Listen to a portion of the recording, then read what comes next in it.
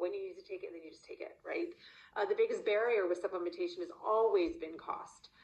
You have these wonderful supplements, you're taking them for a few months, but the cost is just extreme, and you think, gosh, I'm supposed to be staying on this for the rest of my life to, increase my health span, my lifespan, but I can't afford to, especially when one product itself is ranging from anywhere from typically like $30 to $100, right?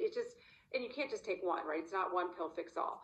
So that's where we enter Live Good. That was why we started this. It's to bring the highest quality supplements at prices that everybody can afford, so everybody can stay on them, and therefore we can all increase our health span. Health span refers to how long you live in a healthy state, right? Lifespan is how long you live, but like, what's the point if your last 10, 15 years, it's misery, right? Maybe you're in a hospital, you're bedridden, you ache, whatever it is, right? So we want our health span to increase.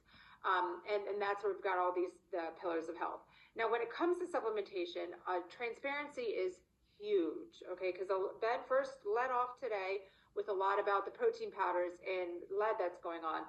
I'll just give another example just because I was listening to a podcast this morning on my walk. And they were talking about creatine. This is one doctor I follow. She is a major proponent on creatine for brain health, and I love it. And we do have creatine, so make sure you check that out. But what they were saying is, the gummy craze is big. Everybody loves the gummy. And when they tested, I think they said 98% of the creatine gummies tested had 0 creatine. Okay.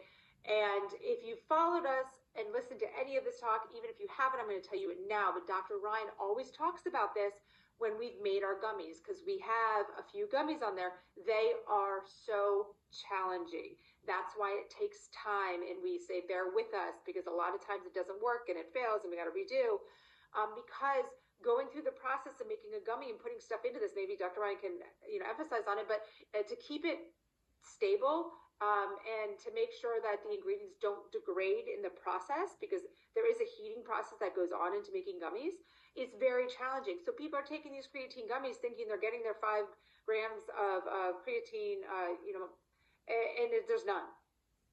So that's why you need to know what's in your products. You need to have the testing.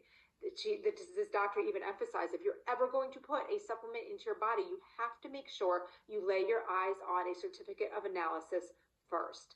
That tests the final product to tell you what is in it and what is not in it. That is so huge. So there's the biggest transparency there, guys. We put our certificate